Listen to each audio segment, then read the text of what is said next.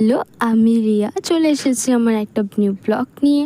আবার দেখতেই পাচ্ছ বাইরেটা খুব রোদ, প্রচণ্ড রোদ। আর আমি এখন ভিডিও স্টার্ট করার কারণ হচ্ছে, যেহেতু আমি একটা স্টুডেন্ট আর আমার দ্বারাই সম্ভব নয় যে সকালবেলা উঠে, যেহেতু আমি ইংলিশ মিডিয়াম স্কুলে পড়ি আর সবাই জানেন যে ইংলিশ মিডিয়ামে টাইমিংটা একটুখানি বেশি সকালে হয়, আমার 7টা নাগাদ স্কুল হয়।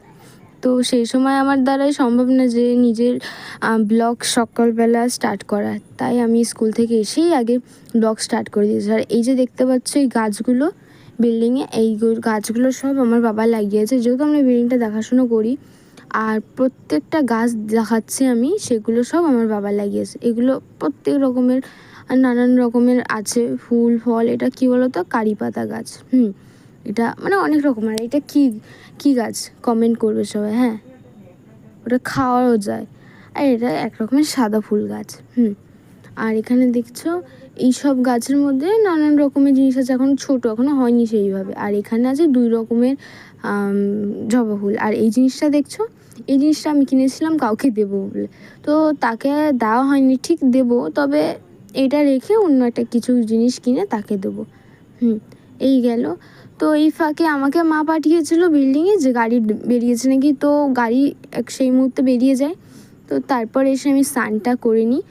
আর স্নান করে এবার আমি, তাও স্নান করে আর শান্তি নেই, বাইরে বেরিয়ে যা রোদ, মনে হচ্ছিল আবার গিয়ে ঢুকি স্নান করতে। তারপরে সোজা আমি ঘরের দিকে যাই, রোদ পুড়িয়ে হাঁটতে হাঁটতে এসে শুনি মা বলছে যে কিছু এখনও রান্না হয়নি, তো তোর খিদা পাচ্ছে। যেহেতু আমি না খাওয়া একটু ধ্যাদামি করি, আর মা বলছে যে বাবাই তুই একটু কিছু রান্না করে খেয়ে নি। আমি বলছি একটা কাজ করো, তোমরাও তো কিছু খাওনি, তো কিছু করছি সেটাই খেয়ে নেবো ওখানে। তো এখানে আমি রান্না করতে আসিনি। তো মা তখন বলল যে বাবাই দাদা তো বিল্ডিংয়ে আছে রুমে, তুই একটু যা, ওকে গিয়ে ডাক। তো আমি কি মনে হলো এসে ওকে ডাকতে এসেছি। আমাকে বলছে কি, বোন আমার শরীরটা ভালো লাগছে না, একটু আমার জন্য নুন চিনির জল করে আনবি। সে কিন্তু কোনোদিন আমাকে এই কথা বলেনি, কিন্তু জানি না কেন আজ আমাকে বলছে একটু নুন চিনির জল করে দে না। ও বলেছে, এবার না কি বলা যায়। তো ঘরে আসলাম, এসে নুন চিনির জল করে দিলাম। এই বলে না যে যার ভয় যেখানে, একটা কথা আছে। তো ওরকমই আমারও ভয় লাগছিলো যে বেশি নুন পোড়াও না হয়। চিনির ভয়টা বেশি হচ্ছিলো না, তবে ভাবছিলাম বেশি যেন নুন পোড়া না হয়।